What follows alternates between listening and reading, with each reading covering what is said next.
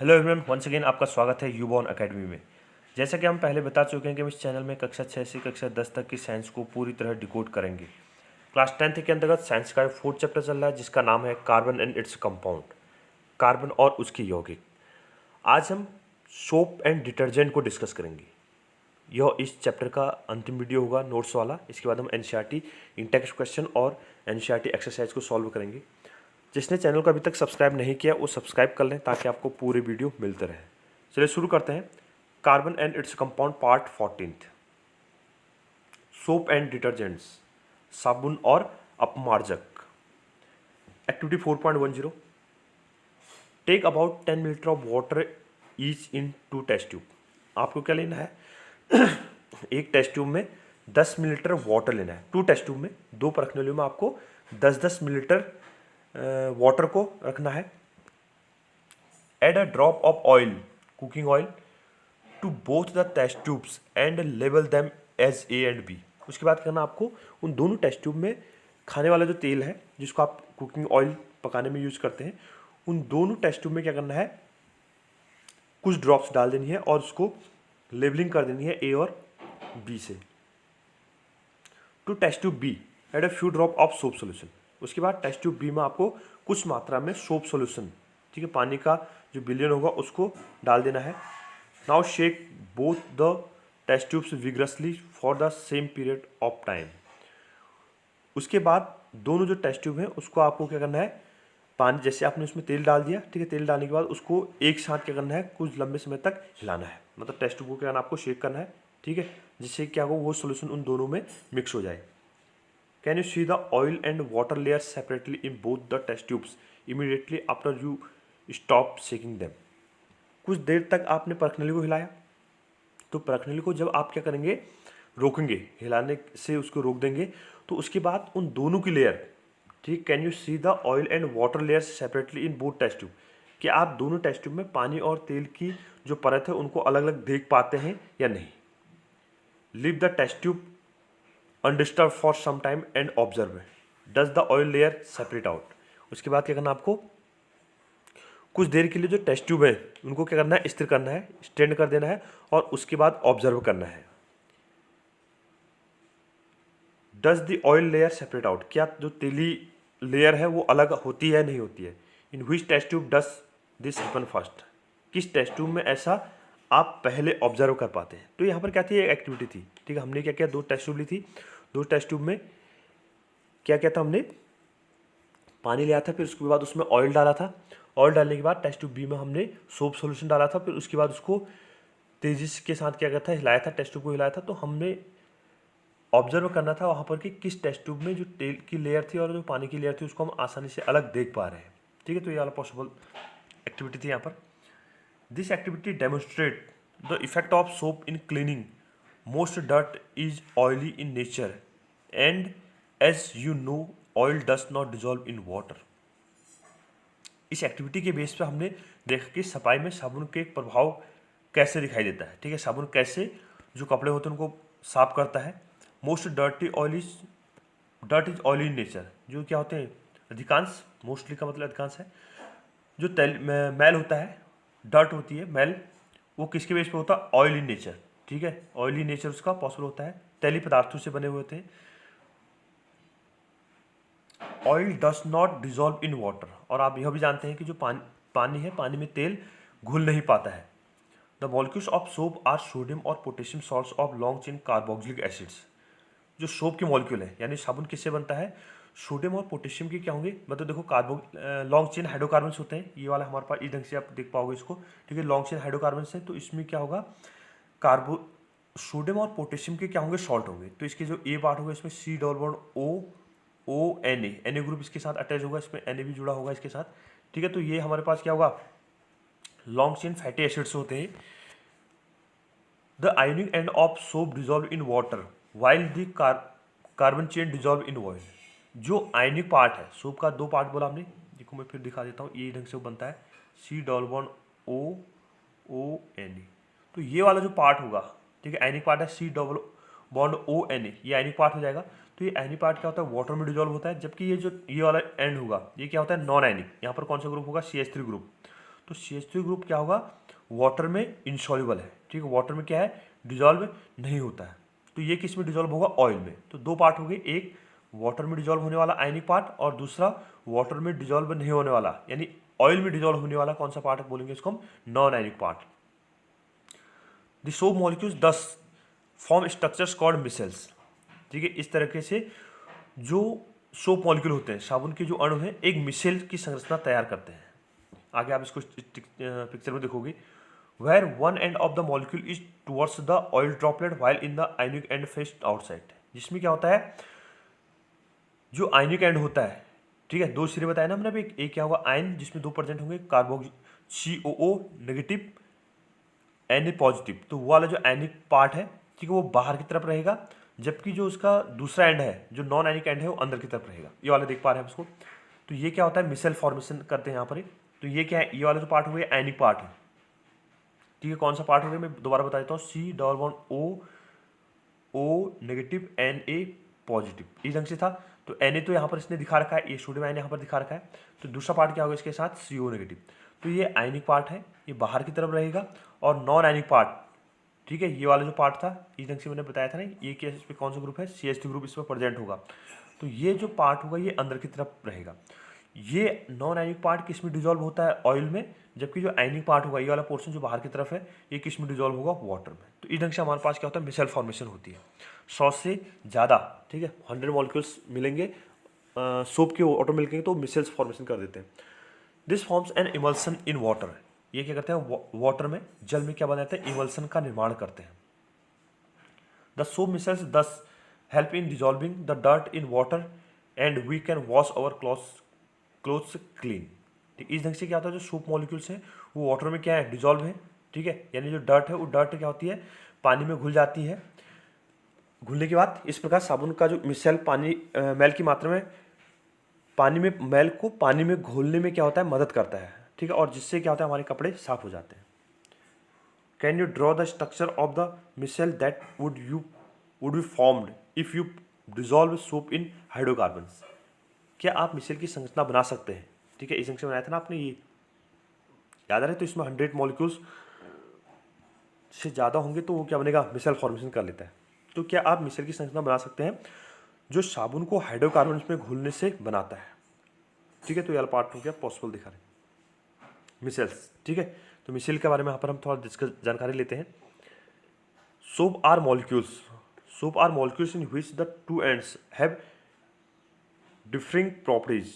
One is hydrophilic, that is it dissolve in water, while the other end is hydrophobic, that is dissolve in hydrocarbons, ठीक है। Soap, अगर हम साबुन की बात करें तो साबुन में क्या है, दो पार्ट है, एक क्या है हाइड्रोफिलिक और दूसरा क्या है hydrophobic.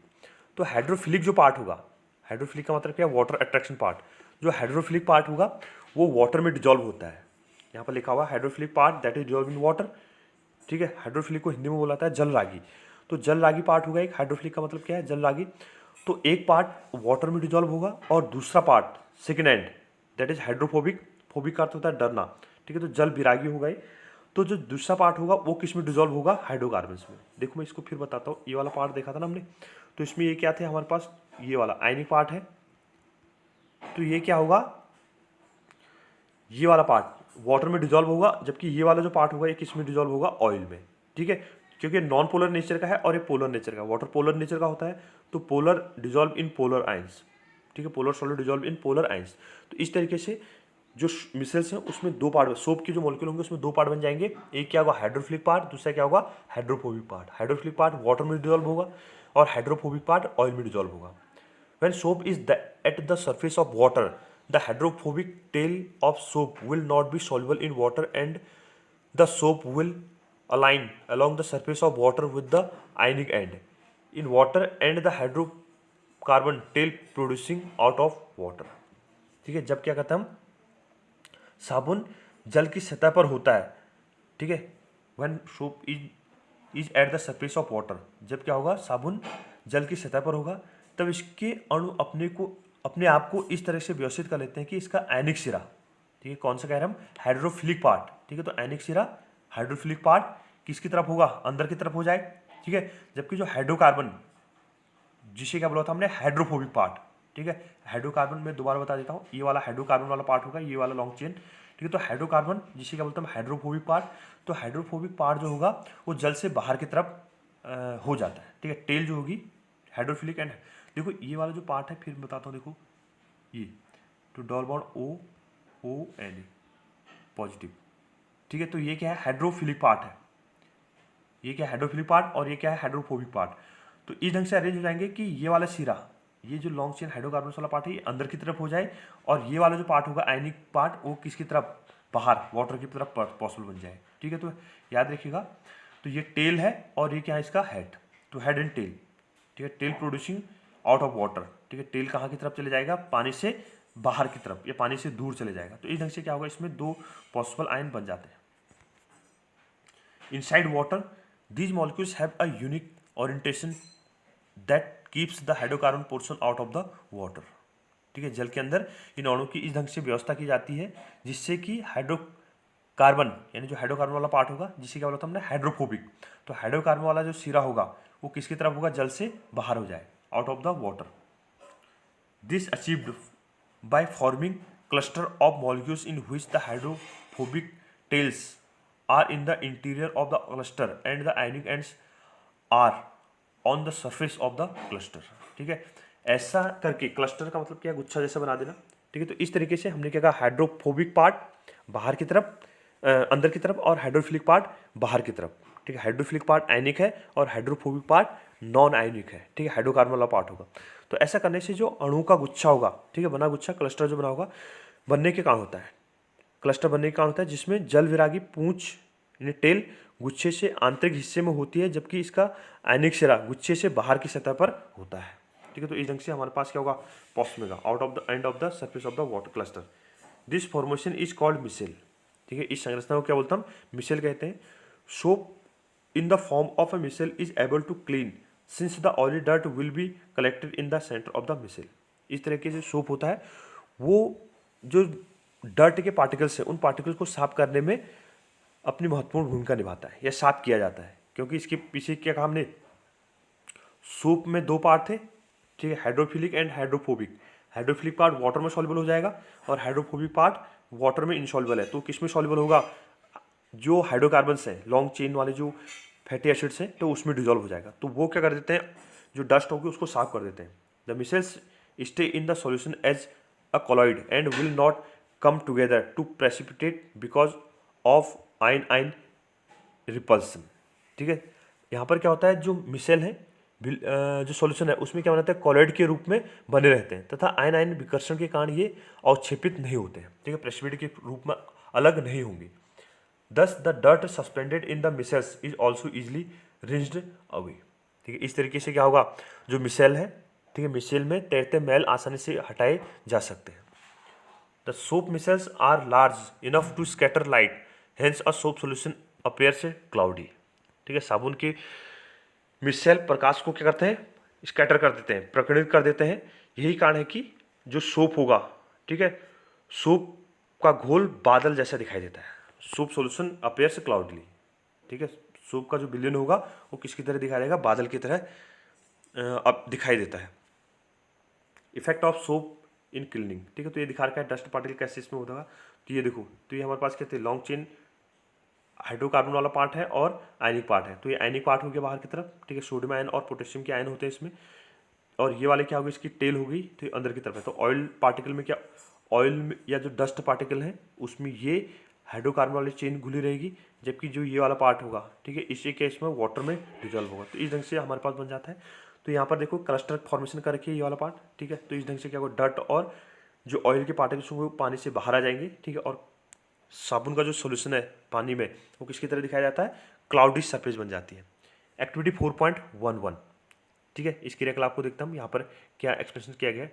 Take about 10 millilitre of distilled water or rain water and 10 millilitre of hard water from a tubewell or hand pump in separate test tube. आपको क्या लेना है, दो परख नली लेनी है। एक परख नली में आपने डिस्टिल वाटर लेना है, ठीक है, या फिर रेन वाटर ले सकते हैं। और दूसरे में क्या लेना है आपने, हैंड पंप या कुएं का पानी लेना है। Add a couple of drops of soap solution to both. उसके बाद आपने दोनों टेस्ट ट्यूब में क्या मिलाना है, कुछ मात्रा में सोप सोल्यूशन को मिलाना, सोप को मिलाना है मतलब। Shake the test tube vigorously for an equal period of time and observe the amount of foam formed। उसके बाद करना है दोनों टेस्ट ट्यूब को आपको लगातार हिलाना है, ठीक है, एक साथ हिलाइए और उसके बाद दोनों में कितनी मात्रा में फोम बना हुआ है, ठीक है, उसको डिस्कस करना है। झाग बनता है ना, तो कितनी कितनी मात्रा में दोनों टेस्ट ट्यूब में झाग बना, तो उसको ऑब्जर्व करना है। In which test tube do you get more foam, ठीक है, किस टेस्ट ट्यूब में आपने ज़्यादा मात्रा में झाग देखा या किस प्रक्रिया में ज़्यादा मात्रा में झाग बना। In which test tube do you observe a white curdy precipitate, किस टेस्ट ट्यूब में आपने सफ़ेद, ठीक है, दही जैसा प्रेसिपिटेट देखा।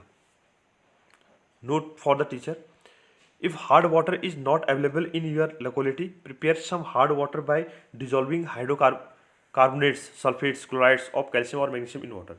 देखो आपके एरिया में अगर क्या होगा, हार्ड वाटर नहीं है, तो टीचर की सहायता से आप हार्ड वाटर बना सकते हैं। कैसे, लेबोरेटरी में क्या होंगे, कुछ सॉल्ट्स होंगे, जैसे मैग्नीशियम के क्लोराइड्स होंगे, मैग्नीशियम के सल्फेट्स होंगे, कैल्शियम के क्लोराइड सल्फेट्स या बाइकार्बोनेट्स होंगे, तो उनको आप वाटर में मिक्स कर देंगे, तो उसकी बेस पे क्या हो जाएगा, हार्ड वाटर फॉर्म किया जाएगा।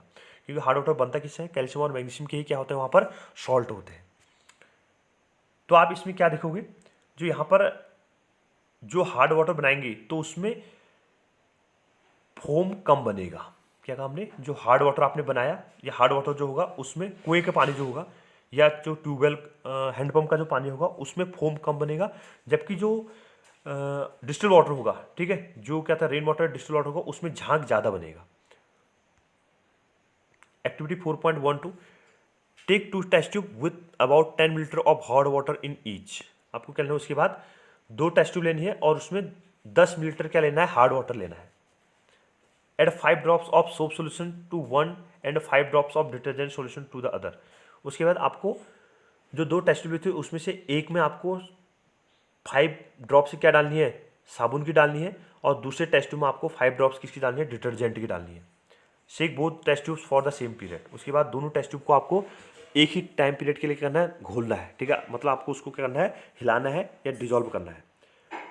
Do both test tubes have the same amount of foam, क्या दोनों टेस्ट ट्यूब में एक ही मात्रा में या एक ही समान झाग बनता है, या एक ही दोनों टेस्ट ट्यूब में बराबर मात्रा में झाग बनता है नहीं बनता है, आपको चेक करना है। In which test tube is a curdy solid formed, ठीक है, किस टेस्ट ट्यूब में दही जैसा वाइट प्रेसिपिटेट के रूप में स्कम फॉर्मेशन हो जाती है, ठीक है, आपको याद होगा कौन सा बनता है, इसमें स्कम बनता है। तो किसमें, जिसमें डिटर्जेंट होगा तो उसमें क्या बनेगा, झाग अच्छी तरीके से बन जाएगा, फोम बन जाएगा, जबकि जो सोप वाला सॉल्यूशन होगा उसमें आसानी से झाग नहीं बनेगा, तो उसमें व्हाइट कर्डी प्रेसिपिटेट क्या होगा, फॉर्म होगा। Have you ever observe while bathing that foam is formed while difficulty and a insoluble substances scum remaining after washing with water. क्या आपने कभी स्नान करते समय यह अनुभव किया कि आप जब नहाते हैं तो उस समय साबुन लगाते होंगे, किस पानी के साथ आसानी से झाग बन जाता है और कहाँ पर आसानी से झाग नहीं बनता है, ठीक है, तो उसमें क्या होता है, इनसॉल्युबल सब्सटेंसेज स्कम फॉर्मेशन हो जाती है, जिसको साफ करना क्या होता है, थोड़ा सा टफ होता है। This is caused by the reaction of soap with the calcium and magnesium salts which cause the hardness of water. ये किसके कारण होता है, वाटर में क्या काम है, जो हार्ड वाटर होगा उस हार्ड वाटर में क्या होता है, कैल्शियम और मैग्नीशियम के क्या होता है, सॉल्ट्स होते हैं, ठीक है, जिनके कारण वहाँ पर जो साबुन है वो आसानी से झाग नहीं दे पाता है। Hence you need to use a large amount of soap, इसलिए क्या होता है, आपको बहुत ज़्यादा मात्रा में साबुन की ज़रूरत पड़ती है। This problem is overcome by using another class of compounds called detergent as cleaning agent. देखो यहाँ जहाँ हमने क्या कहा, जो सोप था वो हार्ड वाटर के साथ आसानी से फोम नहीं बना रहा है, तो इसका सोल्यूशन क्या है कि आप उस हार्ड वाटर में किसका यूज़ कर सकते हैं, डिटर्जेंट का, क्योंकि डिटर्जेंट आसानी से वहाँ पर क्या बनाता है, फोम बना देता है, झाग बना देगा, और कपड़े भी क्या होगा वहाँ से आसानी से साफ किए जा सकते हैं, ठीक है। तो डिटर्जेंट एज क्लीनिंग एजेंट, तो वहाँ पर क्या करता है, डिटर्जेंट को हम क्लीनिंग एजेंट की तरह सफाई करने के लिए उसका उपयोग कर सकते हैं। डिटर्जेंट्स आर जनरली अमोनियम और sulphonate salts of long chain carboxylic acid.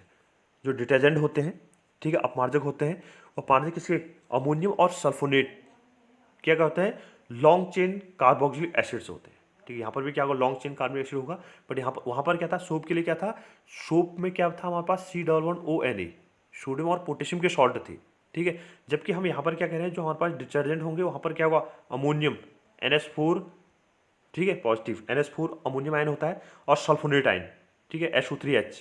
तो ये आयन क्या होता है वहाँ पर प्रेजेंट होते हैं कार्बोनिक एसिड के साथ। The charge end of these compounds do not form insoluble precipitate with the calcium and magnesium ions in hard water.